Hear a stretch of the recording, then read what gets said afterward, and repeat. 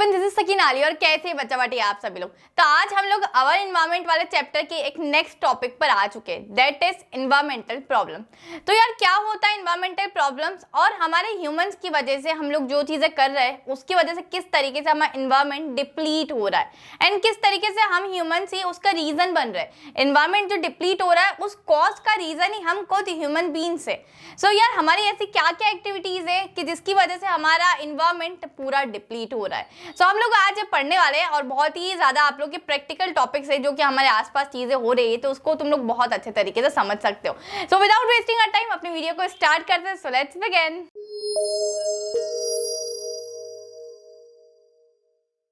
सो environmental problems ऐसी कौन सी problems है जिसका हम लोग रीजन बन रहे हैं ह्यूमन बीइंग्स और हमारी एक्टिविटीज के थ्रू ये प्रॉब्लम्स राइज हो रही है और साथ ही साथ कहीं ना कहीं यार दोनों को अफेक्ट हो रहा है। हमारी एक्टिविटीज की वजह से एनवायरमेंट को अफेक्ट होता है एंड एनवायरमेंट में अगर कोई भी चेंज आता है तो उसकी वजह से हम ह्यूमन बीइंग्स भी अफेक्ट होते हैं। सो वाइस वर्सा दोनों चीजें, हमारी वजह से एनवायरमेंट भी अफेक्ट होता है एंड एनवायरमेंट की वजह से हम भी अफेक्ट होते हैं। तो changes in environment affect us, ठीक है। एनवायरमेंट में कोई भी चेंज हो रहा है तो उसकी वजह से हम सब अफेक्ट होते हैं, ठीक है। And our activities change the environment around us. तो तुम लोग देख सकते हो, मैंने बोला वही कि वाइस वर्सा हमारी एक्टिविटीज की वजह से एनवायरमेंट में अफेक्ट आता है एंड एनवायरमेंट में कोई चेंज आता है तो उसकी वजह से हम ह्यूमन बीइंग्स भी अफेक्ट हो रहे होते हैं। These lead to slow degradation of environment that arose many environmental problem, for example depletion of ozone layer and waste disposal. So यार बहुत सारी प्रॉब्लम अराइज हो रही है हम ह्यूमंस की एक्टिविटीज की वजह से। सबसे ज्यादा जो बड़ा कॉज है वो हम ही है क्योंकि हम लोग ही इन चीजों को डिप्लीट कर रहे हैं। जितने एनवायरमेंटल रिसोर्सेज है उसको डिप्लीट कर रहे। अगर तुम सोचो हमने एनवायरमेंटल रिसोर्सेज को डिप्लीट कर दिए तो हमारी नेक्स्ट जनरेशन को अगर हम देखें तो उसमें वो सभी चीजें तो बचेगी ही नहीं, बिकॉज हम ही ने खुद ने उनको सभी चीजों को समाप्त कर दिया, खत्म कर दिया, डिप्लीट कर दिया एंड हम ह्यूमन बीइंग्स ही उसका कॉज है। तो सबसे पहले आज आप लोग को पढ़ना है डिप्लीशन ऑफ ओजोन लेयर और हम लोग नेक्स्ट वीडियो में देखेंगे कि what do you mean by waste disposal. तो चलिए बजावटी समझते हैं कि ओजोन लेयर क्या होता है और किस तरीके से वो डिप्लीट होता जा रहा है। सो डिप्लीशन ऑफ ओजोन लेयर। अब सबसे पहला तुम लोग के मन में सवाल आता है दीदी what is ozone. So ozone का अगर फॉर्मूला तुम देखोगे तो ओजोन का फॉर्मूला होता है O3, ठीक है। अभी तक दीदी हमने O2 सुना था, but what is this O3? So O2 तो तुम लोग को पता है ऑक्सीजन का मॉलिक्यूल होता है। जब दो ऑक्सीजन मिलते हैं तो O2 बनता है एंड ऑक्सीजन का मॉलिक्यूल वहां हम लोग बोलते हैं उसको।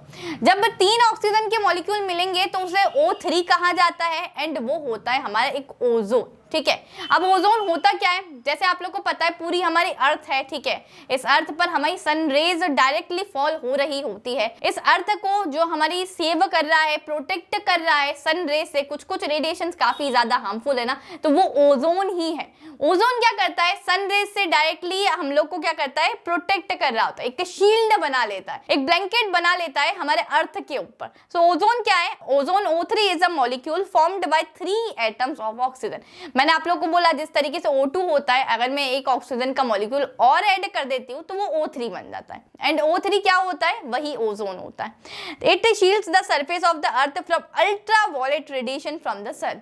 तो मैंने आप लोग को बोला कि सन की जो रेडिएशन होती है वो काफी ज्यादा हार्मफुल होती है एंड सभी रेडिएशन हार्मफुल नहीं होती। जिस तरीके से कुछ रेडिएशन, जैसे हम बोल सकते हैं UV रेज है ना, अल्ट्रावायलेट रेडिएशन, तो ये काफी ज्यादा हार्मफुल होती है। अब यार ये हम ह्यूमन बीइंग्स के लिए भी काफी हार्मफुल है, पता है तुम लोग को। इससे स्किन कैंसर हो सकता है, बहुत सारी डिफरेंट डिसीजेस इससे हो सकती है, साथ ही साथ डिफरेंट प्रॉब्लम अराइज होती है हमारे एनवायरमेंट के अंदर भी। तो तुम लोग देख सकते हो this radiation is highly damaging to organism, for example it is cause skin cancer in human beings. तो यार ये काफी सारे ऑर्गेनिज्म को हमारे डैमेज कर देती है, ठीक है। लिवर पे भी इसका डायरेक्ट इफेक्ट होता है, साथ ही साथ स्किन कैंसर होने के बहुत ज्यादा चांसेस होते हैं। अब दीदी ओजोन किस तरीके से डिप्लीट हो रहा है, यार ओजोन हमें बचा रही है, ठीक है। अब इस ओजोन लेयर को ही हम डिप्लीट कर रहे हैं। डिप्लीट का मतलब क्या, हम खत्म कर रहे हैं। तो यार हम कैसे इसका रीजन बन गए, हम कैसे ओजोन को डिप्लीट कर रहे हैं? हम अर्थ के ऊपर तक तो जा नहीं सकते यार, मतलब यहाँ से माउंट एवरेस्ट की हाइट देखे तो हम वहीं तक पहुंच नहीं पाएंगे। तो दीदी अर्थ और अर्थ के ऊपर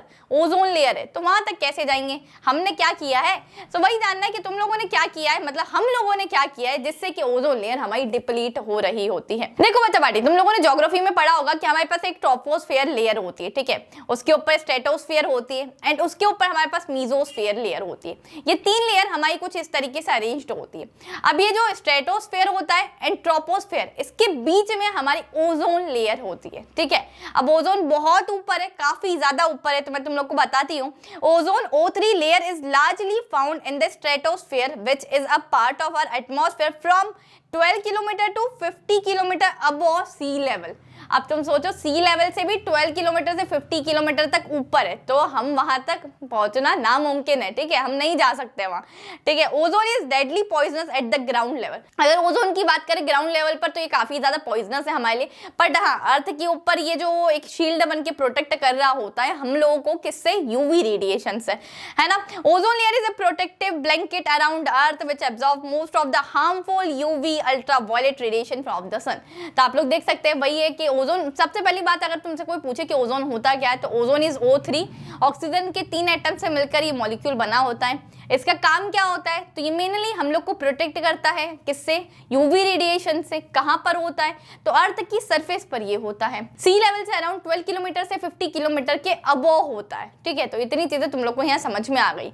अब ओजोन की जो रिएक्शन होती है मैं आप लोग को समझाती हूँ कि ओजोन किस तरीके से हमारा बन रहा होता है। तो यहाँ तुम लोग को मेनली 2 रिएक्शन दिखाई दे रही है। सबसे पहले हमारे पास एक O2 का मॉलिक्यूल है, that is my oxygen molecule.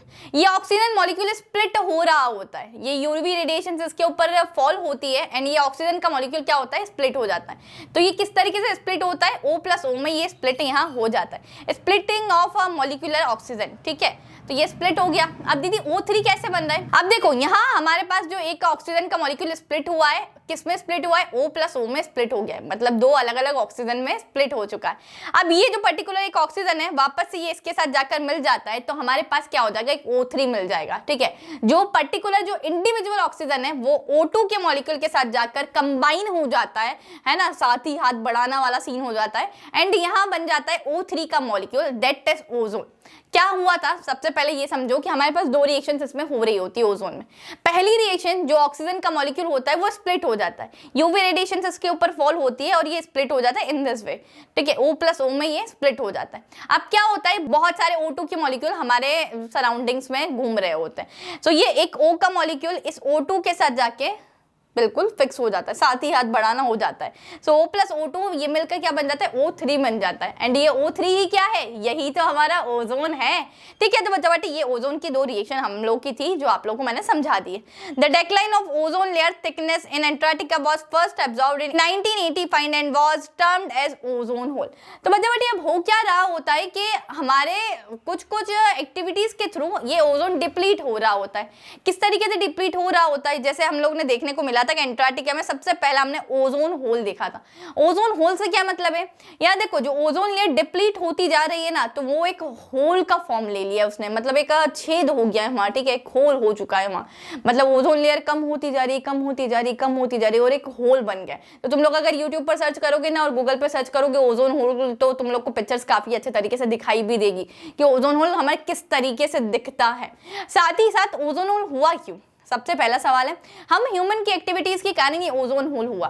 सबसे मेनली इसका रीजन होता है ओजोन को डिप्लीट करने का CFC, ठीक है, क्लोरोफ्लोरोकार्बन। अब दीदी ये क्लोरोफ्लोरोकार्बन किन किन चीजों में पाया जाता है एंड किस वजह से हम लोग इसको यूज कर रहे हैं, ठीक है। तो सबसे पहली बात क्या होती है, ये क्लोरोफ्लोरोकार्बन बहुत ज्यादा यूज होने लग गया है जिसकी वजह से हमारा ओजोन क्या हो रहा है? डिप्लीट हो रहा है। अब ये क्लोरोफ्लोरोकार्बन क्या करता है? हमारे ओजोन से जाके ना रिएक्ट कर जाता है। ये रिएक्ट करता है तो क्या होता है, जो उसमें से क्लोरोफ्लोरोकार्बन है ना, इसके ऊपर यूवी रेडिएशन फॉल होती है और ये स्प्लिट हो जाता है। कौन? Chlorofluorocarbon, that is my CFC, ठीक है। ये स्प्लिट होता है और इसमें से जो क्लोरीन अलग से निकलता है ना, वो क्लोरीन अब हमारा किसके साथ रिएक्ट करेगा? O3 मॉलिक्यूल के साथ, दैट इज माय ओजोन, ठीक है। तो ये क्लोरीन ओजोन के साथ जब बिल्कुल हमारा रिएक्ट करता है तो ये हमारा फॉर्मेशन होता है यहाँ डिप्लीशन का। जब क्लोरीन हमारे ओजोन के साथ रिएक्ट करेगा तो वहां उतनी लेयर डिप्लीट होती चली जाएगी। अब दीदी ये CFC होता क्या है और मेनली कहाँ पाया जाता है, ठीक है। तो क्लोरोफ्लोरोकार्बन, बच्चा जितनी भी हमारे घर में AC लगे हुए हैं, जितनी भी रेफ्रिजरेटर्स है, या फिर मैं बात करूं हमारे जितने भी सारे एक्सटिंग्विशंस होते हैं, या जितनी भी मैं बात करूं जितने हमारे फायर एक्सटिंग्विशर्स होते हैं, तो यार बड़ी बड़ी कंपनी ये सभी मैन्युफैक्चर करती है। एसी की बहुत बड़ी कंपनी होगी जो एसी हमारे मेनली घरों में लगे होते हैं, ठीक है। साथ ही साथ फायर एक्सटिंग्विशर्स आप लोगों ने पता है देखा है सेफ्टी मेजर्स में कितनी हमारे स्कूलों में भी लगे होते हैं। इनफैक्ट जितनी भी इन सभी चीजों की कंपनियां हैं ये CFC को बहुत ही ज्यादा हाईली अमाउंट में यूज कर रही थी। अब CFC को यूज करने में सबसे ज्यादा नुकसान हमारा ही है क्योंकि ओजोन डिप्लीट हो रहा है। एंड अगर ओजोन डिप्लीट हो जाएगा तो जो डायरेक्ट यूवी रेडिएशन हमारे फिर अर्थ पर फॉल होने लगेगी, जिससे कि हम ह्यूमन बींग्स को काफी चीजों का खतरा है, सभी ऑर्गेनिज्म हमारे डैमेज होने लग जाएंगे, इतनी हार्मफुल रेडिएशन होती है। तो यार इसको प्रोटेक्ट कैसे किया जा सकता है? तो प्रोटेक्ट करने के लिए in 1987 the United Nations environmental programme UNEP succeed in forging an agreement to freeze CFC production at 1986 level. तो 1987 में यार हमारी गवर्नमेंट ने ये तय कर लिया था कि जितनी भी कंपनीज हमारी CFC का प्रोडक्शन करती है उसको स्टॉप करवा दिया जाए। मतलब अगर CFC प्रोडक्शन होगा ही नहीं तो अल्ट्रावायलेट रेस के कारण CFC ब्रेक नहीं होगा, एंड ब्रेक नहीं होगा तो उसका जो क्लोरीन है वो ओजोन से हमारे रिएक्ट नहीं करेगा, एंड अगर रिएक्ट नहीं करेगा तो ओजोन डिप्लीट नहीं होगा, ठीक है। तो यार इन्होंने सबसे पहले फ्रीज करवा दिया इन सभी कंपनीज को। देन हम लोग ने जब चालू किया वापस इन सभी चीजों के प्रोडक्शन, जैसे AC हो गए, रेफ्रिजरेंट्स हो गए, साथ ही साथ फायर एक्सटिंग्विशर्स हो गए, तो उन सभी में गवर्नमेंट ने ये चीज बोल दी थी कि it is now mandatory for all the manufacturing companies to make CFC free refrigerators throughout the world. तो यार जितनी भी कंपनीज अब हमारी ये सभी प्रोडक्ट्स बना रही ना, जितनी रेफ्रिजरेटर्स हो गए, AC हो गए, फायर एक्सटिंग्विशर्स हो गए, तो इन सभी कंपनीज को ये बोल दिया था कि आप लोग अगर ये प्रोडक्ट बनाने तो आप बनाइए, बट ये सभी प्रोडक्ट CFC फ्री होने चाहिए। मतलब उसमें क्लोरोफ्लोरोकार्बन हमारा बिल्कुल भी यूज नहीं होना चाहिए, बिकॉज हम लोगों ने सबसे पहला ओजोन होल देख लिया था अंटार्कटिका में, एंड उसके बाद हमारी यहाँ की जो गवर्नमेंट थी वो काफी ज्यादा सतर्क हो गई, ठीक है, एंड सावधान हो गई। तो वो सावधान इंडिया वाला केस यहाँ हो चुका था, एंड उसके बाद से हमारे यहाँ CFC का यूज नहीं हुआ जाता है किसी भी कंपनीज को लेके। तो ये कुछ था बचावाटी हमारे ओजोन की कहानी कि किस तरीके से ओजोन लेयर डिप्लीट हो रही थी just because of our human beings, क्योंकि हम अपनी कंफर्ट जोन के लिए, क्योंकि AC हमें ही चाहिए, रेफ्रिजरेटर हमें ही चाहिए, फायर एक्सटिंग्विशर्स भी हमें ही चाहिए, इसके कारण हमने इतना CFC का यूज कर लिया था कि ओजोन डिप्लीट होना स्टार्ट हो गई थी। एंड अगर उस समय भी हम ओजोन को नहीं रोकते तो पता नहीं आज ओजोन लेयर कितनी डिप्लीट हो जाती, बिकॉज अंटार्कटिका में तो हमने पहला ओजोन होल तो ऑलरेडी देख लिया था, क्योंकि वहां अंटार्कटिका में इन सभी चीजों का यूज एक्सेस अमाउंट में हो रहा था। मतलब CFC का इस तरीके से यूज हो रहा होगा कि वहां सबसे पहला ओजोन होल हमने देखा था। तो ये क्वेश्चन में तुम लोग से आ सकता है कि मतलब सबसे पहला ओजोन होल कहां देखने को मिला था, तो तुम लोग को याद होना चाहिए कि हमने सबसे पहला अंटार्कटिका में ओजोन होल देखा था, एंड सन भी याद होना चाहिए 1985। साथ ही साथ तुम लोग से ये पूछ लिया जा सकता है कि UNEP प्रोग्राम हमारा कब स्टार्ट हुआ था। सो 1987 में वो स्टार्ट हुआ था, एंड उस प्रोग्राम में क्या था कि सब गवर्नमेंट ने बोल दिया था सभी हमारी CFC वाली कंपनीज को, जो भी CFC का प्रोडक्शन करती है, कि आप सभी को बिल्कुल भी CFC फ्री प्रोडक्ट निकालना है, अब से CFC का यूज नहीं करना है। सो बट ये पूरी हमें स्टोरी थी ओजोन की कि ओजोन होता क्या है, ओजोन कहाँ होता है, सी लेवल से कितना ऊपर होता है, एंड साथ ही साथ हम ह्यूमंस किस तरीके से उसको डिप्लीट कर रहे थे, एंड उस डिप्लीट का हम कॉज बन रहे थे, और अगर वो डिप्लीट हो जाता तो हम ह्यूमन बींग्स को ही वो चीजें अफेक्ट करती। एंड आप लोग का ओजोन होल क्या होता है, क्या सेफ्टी मेजर्स हम लोग ने लिए, तो ये सभी चीजें आप लोग को याद रखनी है। आई होप ये वीडियो आप लोग के लिए हेल्पफुल रहा हो। अगर हेल्पफुल रहा है तो अपनी प्यारी सी दीदी के लिए एक प्यारा सा कमेंट आप सभी लोगों का बनता है। साथ ही साथ बच्चा वीडियो को लाइक कर देना, अपने दोस्तों के साथ शेयर कर देना, एंड इसी तरीके से चैनल को जरूर सब्सक्राइब कर लेना, बिकॉज इसी तरीके का मजेदार एंड अमेजिंग कंटेंट मैं आप लोग के लिए इसी चैनल पर लाती रहती हूँ। हार्डली हमारे इस चैप्टर के 2 या 3 टॉपिक बाकी है, तो हम लोग फर्दर इस नेक्स्ट वीडियो में देखने वाले हैं। Till then keep learning. This is your educator Sakina Ali signing of.